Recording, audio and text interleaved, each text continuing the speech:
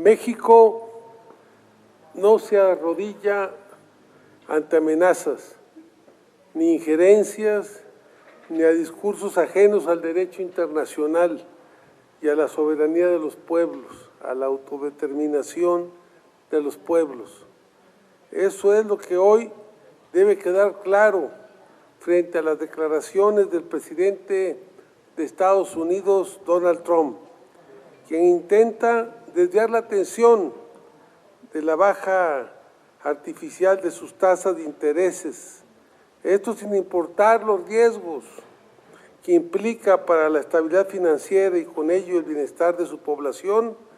Nuevamente ha optado por el lenguaje de la amenaza, la presión y la descalificación hacia México, insinuando acciones que no solo son irresponsables, sino profundamente peligrosas ante y para la estabilidad regional.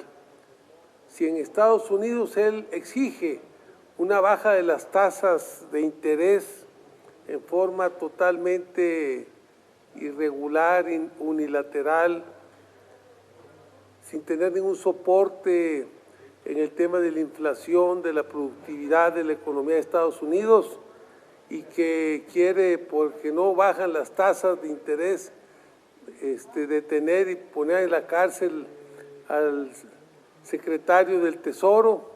Pues esa es la forma de actuar de ese presidente. Lamentablemente quiere todo hacerlo a través del chantaje, de la amenaza y de la prepotencia, de la soberbia. No estamos hablando de ocurrencias, menores, ni de frases de campaña. Estamos hablando de un jefe de Estado que pone sobre la mesa la idea de la intervención, del uso de la fuerza y del condicionamiento económico como forma de relación entre países. Y eso en cualquier parte del mundo no es cosa menor. Lo vimos hace apenas unos días con Venezuela, donde el discurso de la amenaza, del bloqueo y del desconocimiento ha servido históricamente como antesala al intervencionismo. México tiene memoria histórica. Sabemos perfectamente a dónde conducen esas narrativas, a la desestabilización, al sufrimiento de los pueblos y a la violación sistemática del derecho internacional. La postura de México ha sido clara, firme y profundamente digna y nacionalista de nuestra presidenta, la doctora Claudia Sheinbaum Pardo. Lo dijo con claridad: podrás no estar de acuerdo, podrás no estar o estar de acuerdo con el gobierno, pero jamás se pide una intervención militar extranjera de otro país en México. Son palabras a la oposición que por su propia debilidad están buscando tratar de debilitar al gobierno de la República, que no se les va a hacer, para buscar avanzar lo que no han podido hacer porque no tienen la aceptación de la población. Esa frase es una línea que divide la historia política de este país. De un lado, quienes defendemos la soberanía, aún con diferencias internas. Del otro, quienes desde la oposición no han tenido empacho en aplaudir sanciones, justificar presiones externas o guardar silencio cómplice cuando se amenaza a México desde fuera. Porque hay que decirlo tal como es. La oposición en México nunca ha tenido problemas en mirar hacia afuera para debilitar al país, con tal de golpear a un gobierno que no les pertenece.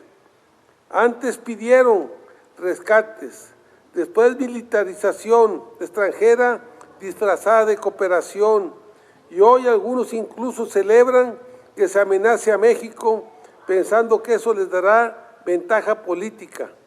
No la tendrán. Mientras ellos apuestan al descrédito, el Estado mexicano responde con hechos. Durante los primeros 14 meses de la actual administración, los resultados en materia de seguridad son contundentes. casi 39,000 personas detenidas por delitos violentos, más de 20,000 armas aseguradas, muchas de ellas provenientes del tráfico ilegal desde Estados Unidos, la gran mayoría. 1,760 laboratorios de drogas han sido destruidos, debilitando directamente la capacidad de producción del crimen organizado. Estos números superan los de periodos equivalentes del pasado. Es decir, México no está cruzado de brazos. México actúa, investiga, detiene y desmantela estructuras criminales con soberanía, con inteligencia y con legalidad. Lo hecho en México está bien hecho. Y eso no solo aplica a la seguridad, aplica también a nuestra economía, a nuestra industria y a nuestros productos. Los productos mexicanos hoy compiten y triunfan en los mercados internacionales porque tienen calidad, porque cumplen estándares y porque son resultado del trabajo de millones de mexicanas y mexicanos, desde el campo hasta la industria automotriz, desde la manufactura hasta la tecnología. México produce bien, trabaja bien y cumple bien. En este contexto resulta irresponsable y profundamente contradictorio que el presidente Trump ponga en duda el TEMEC como si fuera una concesión unilateral y un acuerdo que beneficia a los tres países. Los datos son muy claros. El TEMEC sostiene millones de empleos en México, en Estados Unidos y en Canadá. México es hoy el principal socio comercial de Estados Unidos, por encima de cualquier otra nación. Más del 40% de las exportaciones mexicanas tienen origen estadounidense, lo que demuestra una integración productiva real entre estas tres naciones. Atacar al TEMEC es dispararse al pie. Daña a trabajadores estadounidenses, a empresas canadienses y estadounidenses y a familias mexicanas. No fortalece a nadie, debilita a toda la región. México cumple el tratado, México respeta las reglas, México produce con calidad. Y por eso decimos con firmeza, no aceptamos que el comercio se use como chantaje, ni que la cooperación se confunda con subordinación. Desde nuestro movimiento lo tenemos claro, no al intervencionismo, sí a la cooperación entre iguales, no a la amenaza militar ni económica, sí al respeto mutuo y a la soberanía. México no es patio trasero de nadie. México no necesita tutores. México no acepta órdenes. Y mientras algunos sueñan con un país débil para volver al poder, nosotros defendemos un país fuerte, digno y soberano, con una presidenta que ha demostrado carácter, inteligencia y amor profundo por nuestra nación, por México. México coopera, México cumple, México produce bien, pero México no se arrodilla ante nadie, ni ante Trump, ni ante la oposición entreguista y traidora de los intereses del país. Cooperación sí, y subordinación e intervencionismo no. Muchas gracias. No sé si hay alguna pregunta. Un aplauso, muchachos. Los veo ahí muy importante defender a nuestro país y a nuestra presidenta. Hoy, ante el chantaje de un presidente que parece payaso y bufón. Hoy necesitamos defender todos al país, a México, a nuestros intereses, a nuestra soberanía y a nuestro derecho a la autodeterminación como país. Pues muchas gracias. Sí, adelante. La presidenta mencionó este día que definitivamente esto va a continuar, que es su costumbre, su manera de hablar, de ser, pero que definitivamente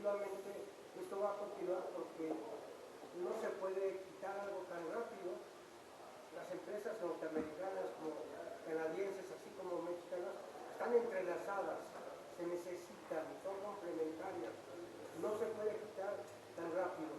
Esto debe de continuar, es lo que ya comentan. Se necesita un diálogo para tener ese acercamiento, para que en el mes de julio continúe el TEC-MEC. En el mes de enero, después de más de 20 años, van a venir 2 congresistas norteamericanos a México, responsables de organizar la interparlamentaria México-Estados Unidos. Va a ser un espacio muy importante de debate, de relación de respeto y de buscar la cooperación conjunta para poder lograr que esta gran alianza de estos 3 países se mantenga unida y que actúe para seguir manteniendo la fuerza económica y comercial ante el mundo que actualmente se tiene. Creo que es muy importante esta relación trilateral. Y bueno, hoy, después de muchos años, van a volverse a establecer las interparlamentarias México-Estados Unidos. El Congreso norteamericano fue claro ante la intervención de Venezuela y ante los hechos violentos que se han vivido en el propio Estados Unidos.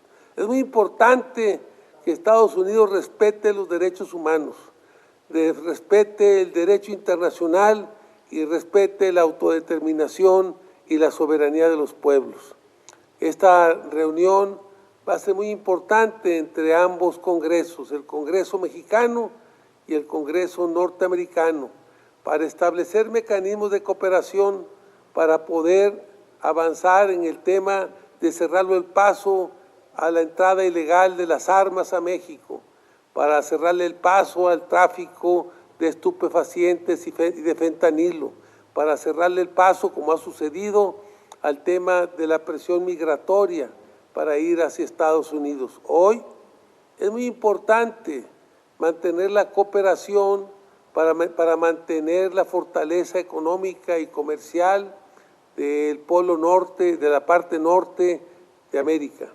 Por eso creo que esta interparlamentaria va a ser muy importante, va a ser estratégica y va a permitir poner las cosas en su lugar. El Congreso mexicano es un Congreso fuerte, un Congreso digno, un Congreso que surgió de las entrañas del pueblo y de la lucha a favor de este gran proyecto de la Cuarta Transformación.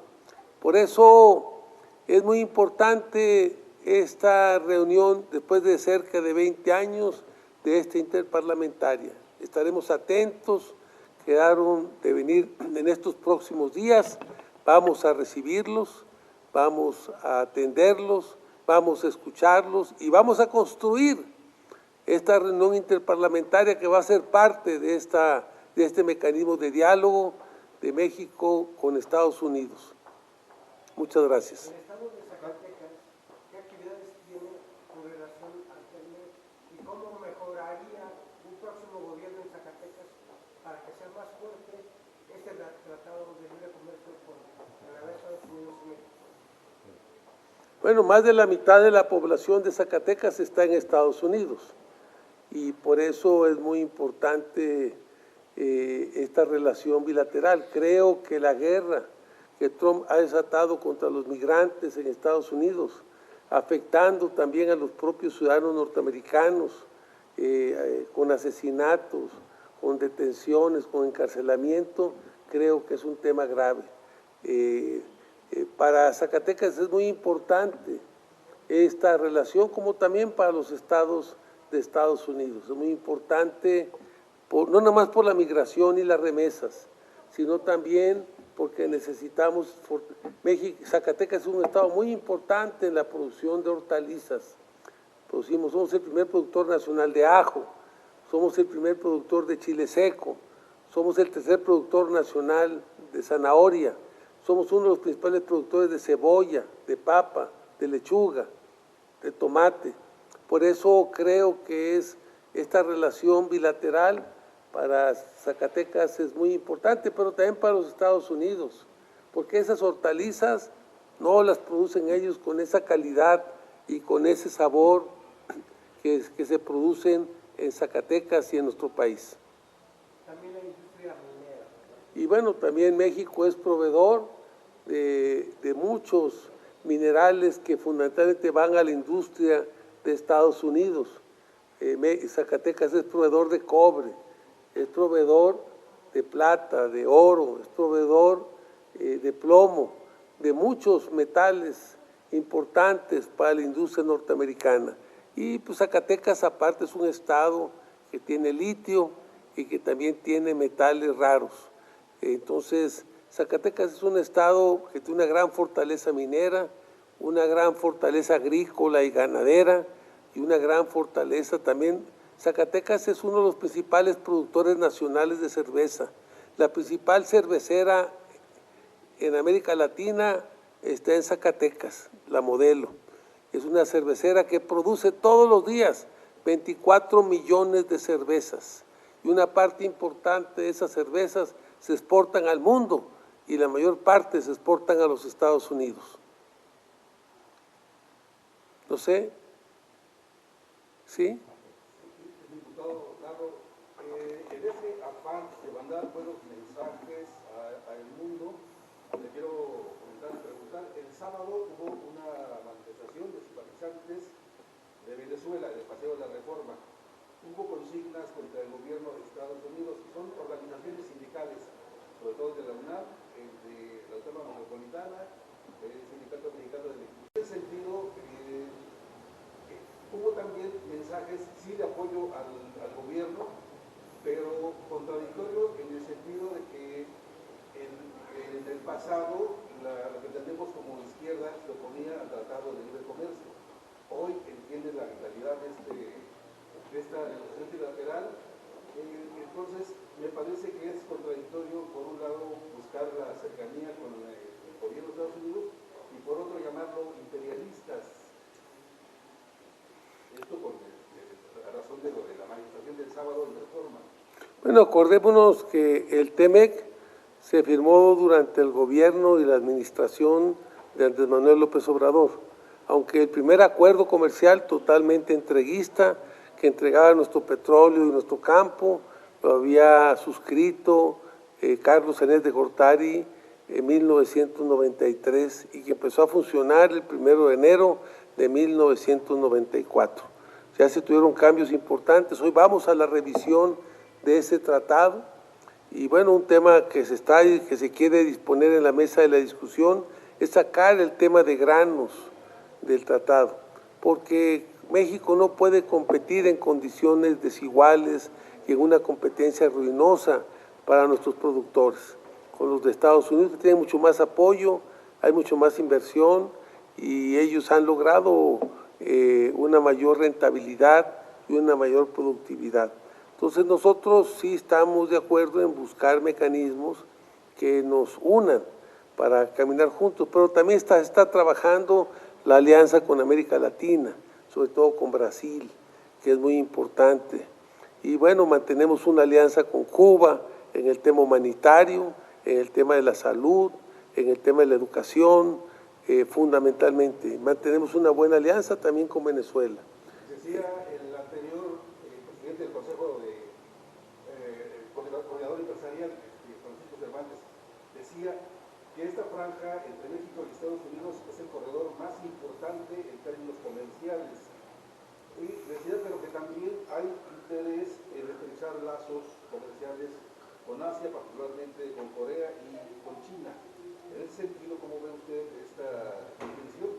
Digo, finalmente, esta figura del ámbito comercial ya no está a cargo de esta dependencia, pero sí deja un legado. Entonces la pregunta es, ¿qué se puede hacer en ese sentido del gobierno? Bueno, ya México tiene una cooperación fuerte con Corea, pues todos los productos Samsung, todos los vehículos Kia, Mitsubishi son vehículos de Corea. Entonces creo hay una gran cooperación, una relación de de apoyo mutuo con Corea, igual que con China. China, a pesar de los problemas que ha tenido con Estados Unidos, sigue teniendo un superávit con la economía norteamericana y con México también. México tiene una gran alianza, creo que es muy importante. Hemos planteado la posibilidad de que se firme un tratado de comercio, un tratado comercial México-China, que es muy importante para establecer condiciones más justas y equitativas en esta relación bilateral y de comercio, porque la balanza comercial es totalmente a favor de China y es muy desventajosa para México. Hoy necesitamos una balanza con China más equilibrada. Por eso el tema de los aranceles que se establecieron a los productos de China para buscar equilibrar esa balanza comercial que ha sido muy desigual para México. Pero creo que aún así es muy importante que firmemos un tratado México-China y un tratado, y está el tratado Asia-Pacífico, donde está participando Corea. Finalmente, un aliado del gobierno, el coordinador Reinaldo Sandoval, recientemente manifestó que se deberían algo así como suavizar los aranceles hacia China particularmente. Desde su punto de vista, ¿es algo que se tiene que hacer o es parejo como está haciendo Estados Unidos? Yo creo que hay que dialogar, lo que nos parece. Gran parte de lo que consumimos es de fabricación china. Yo creo que el error es que no se dialogó con China. Creo que es muy importante que los acuerdos entre países se establezcan a través del diálogo. Y creo que lo que necesitamos no son aranceles, sino un acuerdo comercial en donde haya mayor equilibrio. La balanza comercial es 10-1. Mientras México importa de China 10 cosas, China importa de México una sola cosa. O sea, mientras México exporta cerca de 10,000 millones de dólares hacia China, México está importando de China más de 100,000 millones de dólares. Se habla de cerca de 120,000 millones de dólares. Entonces, lo que nosotros planteamos es un tratado comercial, se deben de buscar mecanismos más equitativos en esta relación. Hay muchas cosas que México le puede vender a China, como el tema del azúcar, de la cuota azucarera, como el tema de las hortalizas, como el tema de productos del mar, que tiene que ver con mariscos, pescado, que México es un gran productor. Muchas gracias. En un programa de radio hace un momento hablábamos que China está desplazando a las empresas de Estados Unidos, hablando de la industria automotriz. Inclusive Japón está volteando a ver la tecnología que están usando en China. O sea, la industria automotriz de China está creciendo a pasos agigantados. Sí se necesita un acuerdo porque está entrando demasiada importación de autos chinos y tal vez no hay una regulación que se necesita, ¿verdad? Bueno, yo creo que ya los vehículos eléctricos chinos ocupan el primer lugar de ventas en el mundo. Ya rebasaron a los europeos y a los norteamericanos. Creo que está en Estados Unidos, en la economía norteamericana, también han estado, a pesar de los aranceles del 50%, han estado entrando los vehículos chinos a Estados Unidos con mucha fuerza. Yo creo que la solución no es la guerra comercial que ha emprendido Trump y que hoy quiere hacer del TEMEC parte de su guerra comercial, ya no los aranceles nada más. Yo creo que el tema es el tema de la cooperación, el tema del apoyo mutuo para lograr la paz y el desarrollo del mundo. Muchas gracias.